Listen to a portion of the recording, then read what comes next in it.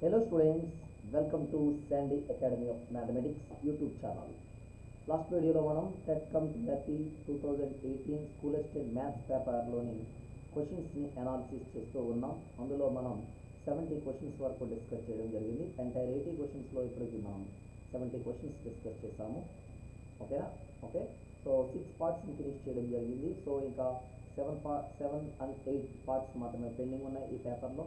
So 7th పార్ట్లోని 5 క్వశ్చన్స్ని అంటే 70 to 75 క్వశ్చన్స్ని నేను ఈ వీడియోలో ఎక్స్ప్లెయిన్ చేస్తాను. సో ఎవరైతే ఇంకా ఆ మిగిలిన పార్ట్స్ కనుక చూడకుండా ఉన్నారో వాళ్ళు అవన్నీ కూడా వాచ్ చేయండి. మీకు నచ్చితే లైక్ చేయండి, అలాగే మీ ఫ్రెండ్స్ అందరికీ షేర్ చేయండి. ఇంకా ఎవరైనా ఛానల్ని సబ్స్క్రైబ్ చేసుకోకుండా ఉంటే వాళ్ళు మన ఛానల్ని వెంటనే సబ్స్క్రైబ్ చేసుకోండి. ఓకేనా? సో ఇక మనం ఆలస్యం చేయకుండా క్వశ్చన్స్లోకి వెళ్ళిపోదామా? సో చూడండి, first question, the perimeter of square and rectangle are equal. The perimeter of square and rectangle are equal if the side of the square is 25 meter and the length of the rectangle is 30 meter. Then the ratio of areas of square and rectangle are. ఒక చతురస్రము మరియు దీర్ఘ చతురస్రముల చుట్టుకొలతలు సమానము. చతురస్ర భుజము 25 మీటర్లు మరియు దీర్ఘచతురస్రం యొక్క పొడవు 30 మీటర్లు అయిన చతురస్రము మరియు దీర్ఘచతురస్ర వైశాల్యాల నిష్పత్తి ఎంత అంటున్నారు. ఓకేనా? సో ఇక్కడ రెండు విషయాలు చెప్పారు, అంటే రెండు చిత్రపటాలు, రెండు ఆకృతులు. ఒకటి చతురస్రము అంటాము, అంతేనా? సో చతురస్రముకు సంబంధించి విషయం ఏంటంటే భుజము ఈక్వల్ టు ఏగా తీసుకుంటాం. ఓకే, తర్వాత చుట్టుకొలత ఈక్వల్ టు 4a అంటాం. ఓకేనా? సో దీని వైశాల్యమును భుజము స్క్వేర్ ఏ స్క్వేర్తో సూచిస్తాము. Okay, no doubt. Okay, so దీర్ఘ చతురస్రముకు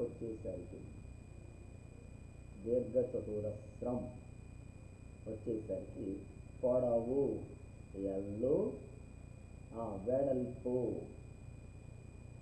బి అన్నమాట. ఓకే, నెక్స్ట్ దీని చుట్టుకొలతకు వచ్చేసరికి 2 times of L plus B అని రాస్తాం. వైశాల్యం వచ్చేసరికి L into B అని రాస్తాం. సో ఇప్పుడు లెక్కలో నేను చివరిని అడిగినది ratio of areas of square and rectangle అంటున్నారు. So A square is to LB చెప్పమంటున్నారు, చెప్పమంటున్నారు. ఓకేనా? సో మామూలుగా చేద్దామా? ఫస్ట్ వాళ్ళు ఇచ్చిన కండిషన్స్ ప్రకారం ట్రై చేద్దాము. సో ఫస్ట్ ఏం చెప్పారు? చుట్టుకొలతలు సమానం అంటున్నారు. కానీ ఫస్ట్ ఆ కండిషన్ నుంచే వెళ్దాం. సో చుట్టుకొలతలు సమానము అంటే 4a equal to 2 times of L plus B అన్నారు. సో ఈ 2 ఇందులో 2 times. So 2 into a 25, L అంటే 30 ప్లస్ b.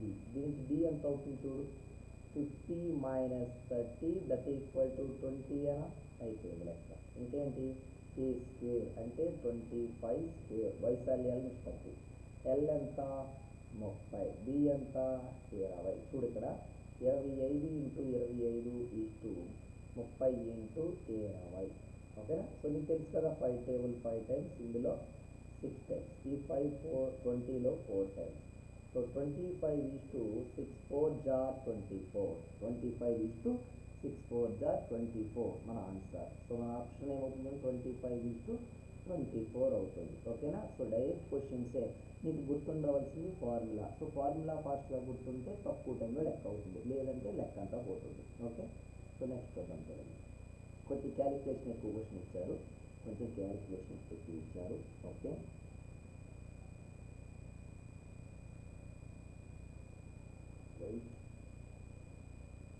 ఓకే, సో చూద్దాం. ముందు క్వశ్చన్ చూసే వాళ్ళ, ఒక ఆట వస్తువు అర్ధగోళముపై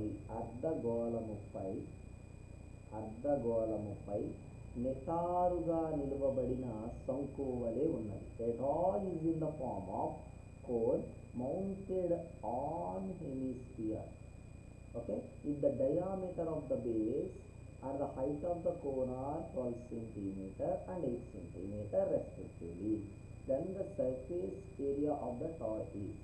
ఒక ఆట వస్తువు అర్ధగోళముపై నిటారుగా నిలవబడిన శంకువు వలె ఉన్నది. శంకువు యొక్క భూ వ్యాసము మరియు ఎత్తులు వరుసగా 12,8 సెంటీమీటర్లు అయినా ఆ ఆట వస్తువు యొక్క ఉపరితల వైశాల్యము. ఓకేనా? సో ఒక్కసారి మీకు డయాగ్రామ్ వేసి నేను చూపిస్తాను, కొంచెం మీకు క్లారిటీగా అర్థమవుతుంది. ఓకే, సో ఇలా చూడండి. మామూలుగా నువ్వు అర్ధ గోళాన్ని ఇలా రాస్తావు, అంతేనా? అర్ధగోళాన్ని ఇలా గీస్తావు కదా. శంకువు దీని మీద ఉందట, ఇలా శంకువు దీని మీద ఉంది, దీని మీద ఉందట.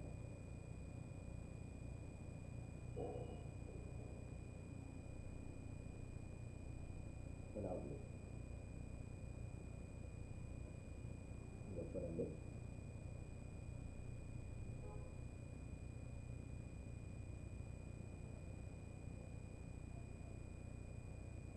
ఈ విధంగా ఉంది. ఓకే, సో శంకువుకి వచ్చేటప్పటికి ఎత్తు మాట్లాడారు. ఎత్తు ఎంత? 8 సెంటీమీటర్లు అంట. ఓకేనా? అంటే ఇలాగే అంటాం కదా, ఇది కూడా చూడొచ్చు ఎత్తు. ఇదేమో వ్యాసార్థం, ఇది 8. వ్యాసం 12 సెంటీమీటర్లు అన్నారు, అంటే డయామీటర్. సో మరి వ్యాసార్థం ఏమవుతుంది? ఇందులో సగమే కదా వ్యాసార్థం, 6 సెంటీమీటర్లు. సో ఇది 6. సో నేను అడుగుతుంది ఏంటంటే, ఇదిగోండి, ఇది కలిపి ఉపరితల వైశాల్యం ఎంత అంటారు. ఉపరితల వైశాల్యం అంటే టోటల్ సర్ఫేస్ ఏరియా అండి. అంటే ఇదిగో ఇది ఈ సర్ఫేసు కట్టాలన్నమాట. అంటే ఏంటంటే మనకు మొత్తం వైశాల్యం చెప్పండి ఇక్కడ. శంకువు యొక్క, ఓకేనా, ప్రక్కతల వైశాల్యం లేటరల్ సర్ఫేస్ అంటాం, ప్లస్ దీనికి భూ వైశాల్యం అని అంటాం. దీనికి అర్ధగోళమునకు భూ వైశాల్యం, హెమిస్ఫియర్, ఇది చెప్పమంటున్నారు. సో మామూలు సూత్రం ఏంటి? శంకువు ప్రక్కతల వైశాల్యం πrl ప్లస్ ఇది 2πr². సో πr కామన్ తీస్తే ఏమొస్తుంది? l ప్లస్ 2r అనేది వస్తుంది సూత్రం ప్రకారం. సో నీకు r తెలుసు 6. ఓకే, నెక్స్ట్ l తెలియదు. l ఎలా చెప్తావంటే, నువ్వు ఇక్కడ ఇది దీన్ని l అంటాం, ఈ సైడ్ ఉంది కదా స్లాంట్ హైట్ అంటాం, ఏటవాళ్ళు ఇస్తుంది. దాన్ని ఎలా కడతావు నువ్వు? పైథాగరస్ సిద్ధాంతం ప్రకారం కడతావు. 6, 8 ఉన్నప్పుడు పైథాగరస్ సిద్ధాంతం, ఇది 8, ఇది 6. పైథాగరస్ సిద్ధాంతం ప్రకారం l ఏమవుతుంది? l² = 8² ప్లస్ 6² అవుతుంది. మీరు సాల్వ్ చేస్తే l ఎంత అవుతుందండి? 10 అవుతుంది. ఓకే, సో ఆ వాల్యూస్ ఇక్కడ తీసుకురండి. 22/7 ఇంటూ r6 ఇంటూ l అంటే 10 plus 2 into r6. So 22/7 into 6 into 22 అవుతుంది. సో మల్టిప్లై చేస్తే 484 ఇంటూ 6/7. ఓకేనా? సో మనం కనుక క్యాన్సిల్ చేస్తే 6 4 24 20 48 24. సో 10 2904 మల్టిప్లై చేస్తే 7తో డివైడ్ చేయండి. 44 టైమ్స్ 1 టైమ్ 4 టైమ్ 0.8 414.8 వరకు మనకు ఆన్సర్ వస్తుంది. క్యాలిక్యులేషన్ మీకు నచ్చినట్టు చేసుకోండి, నేను జస్ట్ ఓన్లీ ఓకేనా రఫ్గా చేసేసాను. ఓకే, సో జస్ట్ మీకు అర్థం అవడానికి సెపరేట్గా నేను డయాగ్రామ్ వేసి చూపించాల్సి వచ్చింది. ఓకేనా? సో ఇది చాప్టర్కి సంబంధించి కొంచెం హయ్యర్ లెవెల్ క్వశ్చన్. ఓకే, తర్వాత చూడండి. ఒక సమబాహు త్రిభుజం యొక్క ఎత్తు x సెంటీమీటర్లు అయితే దాని వైశాల్యము చదరపు సెంటీమీటర్లు అంటున్నారు. మనం మామూలుగా చదివాము డైరెక్ట్గా. సమబాహు త్రిభుజం అంటే ఏం చెప్పు? అన్ని భుజాలు సమానంగా ఉన్న త్రిభుజము, అన్ని కోణాలు సమానంగా ఉన్న త్రిభుజము. Equilateral triangle is the triangle having all sides having equal sides and also equal angles. So ఇక్కడ వైశాల్యము ఏమి ఇచ్చినప్పుడు? ఎత్తు h ఇచ్చినప్పుడు రాసాం. ఏంటది? x²/√3. సూత్రమే డైరెక్ట్లీ. ఓకేనా? సమబాహు త్రిభుజం యొక్క వైశాల్యము ఎత్తు తెలిసినప్పుడు రాయడానికి a h²/√3. దానికి ఎత్తు ఎంత అన్నారు? x. సో నీ ఆన్సర్ ఏమవుతుంది? x²/√3. సో నా ఆన్సర్ ఆప్షన్ 1 అన్నమాట. ఓకేనా? సో నెక్స్ట్ చూద్దామా? చూడండి, కొద్ది క్యాలిక్యులేషన్స్ క్వశ్చన్స్ వస్తున్నాయి.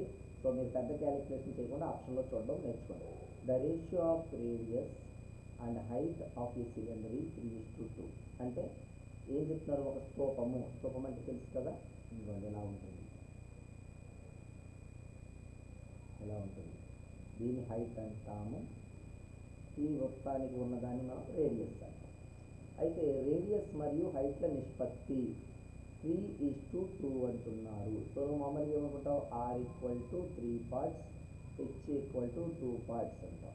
If the radius is 21 centimeters, then volume is అని అంటున్నారు. ఆర్ ఇచ్చేసి వాల్యూమ్ అడుగుతున్నారు. సో స్తూపం యొక్క ఘన పరిమాణ సూత్రం ఏంటి, 5r²h. ఒక స్తూపం యొక్క వ్యాసార్థము మరియు ఎత్తుల నిష్పత్తి 3:2. వ్యాసార్థం 21 సెంటీమీటర్లైన ఘన పరిమాణము అంటున్నారు. సో 5 22/7, ఆర్ అంటే 3 parts హోల్ స్క్వేర్, హెచ్ అంటే 2 parts అనుంది. 3 parts ఆల్రెడీ ఎంత 21, కాబట్టి 22/7 ఇంటూ 21 ఇంటూ 21 ఇంటూ నీ ఇష్టం, 2 parts కడతామంటే గట్టు. ఇదిగో 3 parts 21 అయితే 2 parts ఎంత 14 కదా. ఓకే, క్యాల్కులేట్ చేసేసుకో రఫ్గా. 4 1 jar 4, 4 3 jar 12, 12 2 jar 24, చివరిన 4 వస్తుంది అని తెలుసు. అయితే నెంబరు 3, 9 టేబుల్లో పోవాలి ఫస్ట్. ఇక్కడ 3 టేబుల్ ఉంది, ఇక్కడ 3 టేబుల్, 9లో ఉంది ఎంత చూడు, 1 + 8 9, 9 + 8 అవట్లే, 1 + 9 10, 15 14 19 అవట్లే, 1 + 4 5, 5 + 4 9, 9 + 9 18 అయిపోయినట్టే. క్యాలిక్యులేషన్ చెయ్యకు, అక్కడ నువ్వు భాజనీయత నియమాలు వాడు. నీకు ఉంది ఇలాగా 22 × 3 × 21 × 14. ఫస్ట్ ఈ రెండింటిలో 9వ ఎక్కం వస్తుంది కదా. సో ఒక సంఖ్య 9తో భాగించబడాలంటే నియమం ఏమిటి, అంకెల మొత్తం 9తో భాగించబడాలి. సో వెంటనే ఆన్సర్ వచ్చేద్దాం అన్నమాట. ఓకే, సో కావాలంటే మల్టిప్లై చేసుకుని అదే వస్తుంది. ఓకే, నెక్స్ట్ క్వశ్చన్ చూద్దామా. నెక్స్ట్ క్వశ్చన్ చూడండి, ఇది డైరెక్ట్ సూత్రమేనండి, మనకు ఆల్రెడీ ఉంది సిద్ధాంతం రేఖాగణితంలో. ఓకేనా. సో టైం వేస్ట్ చేయకుండా డైరెక్ట్ యాజ్ ఇట్ ఈజ్ మన టెక్స్ట్ బుక్లో నిరూపించండి, లేదా ఈ సిద్ధాంతం అని రాసిన క్వశ్చనే ఇది. యాజ్ ఇట్ ఈజ్ ఇదే డయాగ్రామ్ అంటారు చూడండి. ఏబి మరియు CD and PQ are perpendiculars to BD. ఇదిగో బీడీ ఇక్కడ నుంచి కనబడుతుంది కదా, ఈ బీడీ ఈ లైన్కి ఏబిసిడి పిక్యూలు పర్పెండిక్యులర్స్ అంట. AB =x, CD =y, PQ =z అయితే జెడ్ వాల్యూని XYలో చెప్పమంటున్నారు. జెడ్ వాల్యూని XYలో చెప్పమంటున్నారు. చాలా సింపుల్. నువ్వు అబ్జర్వ్ చేస్తే ఇక్కడ రెండు స్వరూప త్రిభుజాల నియమాలు వాడండి. ఇదిగో ఏబిడి అని ఉన్నదా, ఏబిడి ఇది X. అలాగే పిక్యూడి వాడండి. పిక్యూడి వాడినట్లయితే నీకు స్వరూప త్రిభుజాలు న్యాయం ప్రకారం ఇదిగో చూడండి, x/bd = z/qd కదా, z/qd అని. అలాగే సేమ్ స్టోరీ ఏబిడికి కంటే బీసీడీకి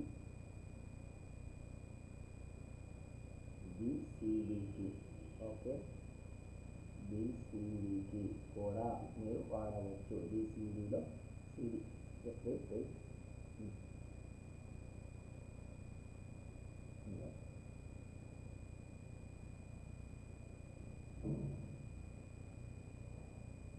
డయాగ్రామ్ ప్రకారం వేస్తాను, మీరు కన్ఫ్యూజ్ అవుతుంది అంటారని. పిక్యూ బీపీక్యూ అంటే అలా ఉందో అలా వేస్తాను. దానికి యాజ్ ఎ ఈజ్ బీసీడీ ఉంది కదా, ఇదిగో బీసీ, ఇది బి, ఇది డి, 90 degrees దగ్గర వై. సో సేమ్ ఎలా రాయొచ్చు ఇప్పుడు, y/bd = z/bq అని రాయొచ్చా, z/bq అని రాయొచ్చు కదా. సో రెండింటిలోనూ జెడ్ని కామన్ తీస్తే z = bq/bd × y వచ్చింది ఇక్కడ.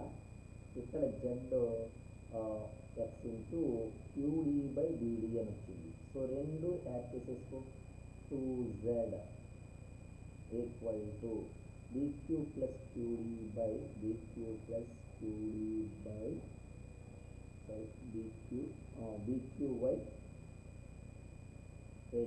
ఒక్కసారి ఓకే. సో z/y + z/x చేస్తాను. ఇది కొంచెం కన్ఫ్యూజ్ అయ్యేలా ఉన్నారు. యాడ్ చేస్తుంటే ఓకేనా. అంటే డైరెక్ట్ సూత్రం ఉంది, నేను అది మీకు చెప్పకుండా లెక్క చూపిస్తాను, మళ్ళీ మీరు ఎలా వచ్చింది అడుగుతారని. ఇదిగోండి వై మీద తీసుకొస్తాను, జెడ్ బై వై ఈ Z by X. So add చేస్తే ఏమవుతుంది చూడండి, BQ plus QD by BD అనా. బట్ బీక్యూ ప్లస్ క్యూడీ అంటే ఏంటి, మళ్ళీ మనకి బీడీయే కదా, బీడీ బై బీడీ 1 అనమాట.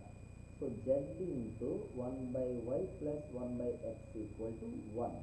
సో దీనికి జెడ్ ఏమవుతుందో చూడండి, xy బై ఎక్స్ ప్లస్ వైఏ కదా.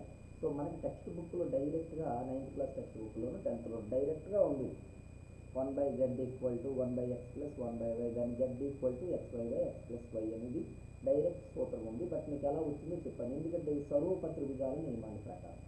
ఓకేనా స్టూడెంట్స్, ఇది 70 to 75 క్వశ్చన్కి సంబంధించినటువంటి కంప్లీట్ ఇన్ఫర్మేషన్. ఓకేనా. సో మీకు ఈ వీడియో నచ్చితే లైక్ చేయండి, అలాగే షేర్ చేయండి, మీ ఫ్రెండ్స్ని వెంటనే మన ఛానల్ని సబ్స్క్రైబ్ చేసుకోమని చెప్పండి. ఓకే.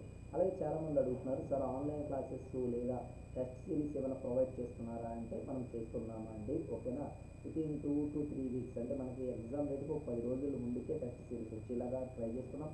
అలాగే ఆన్లైన్ క్లాసెస్ ఆల్రెడీ కొంతమంది వింటున్నారు, స్టార్ట్ చేసాం. అంటే కుదిరితే లైవ్ క్లాసెస్ కానీ లేదా రికార్డెడ్ క్లాసెస్ కానీ పంపిస్తున్నాము. అంటే మనకు షెడ్యూల్ బట్టి తక్కువ టైంని బట్టి. సో చాలామంది తీసుకోవడానికి ఇంట్రెస్ట్ చూపిస్తున్నారు. సో ఒకవేళ మీకు ఏదైనా ఇంట్రెస్టెడ్గా ఉంచి కనుక మీరు దాని గురించి ఏమైనా మాట్లాడాలనుకుంటే ఈ నెంబర్కి మీరు మెసేజ్ చేయవచ్చు. ఓకేనా. వాట్సాప్ మెసేజ్ చేయండి, కాల్స్ తొందరగా లిఫ్ట్ చేయడం కుదరకపోయినా మీకు మెసేజ్ చేస్తే తర్వాత అయినా మేము చూసి రిప్లై ఇస్తాం. ఓకేనా స్టూడెంట్స్, నెక్స్ట్ వీడియో మిగిలిన 5 క్వశ్చన్స్ యొక్క ఎక్స్ప్లెనేషన్స్తో మళ్ళీ కలుస్తాను. అప్పటి వరకు ప్రతి ఒక్కరికి all the best. Thank you.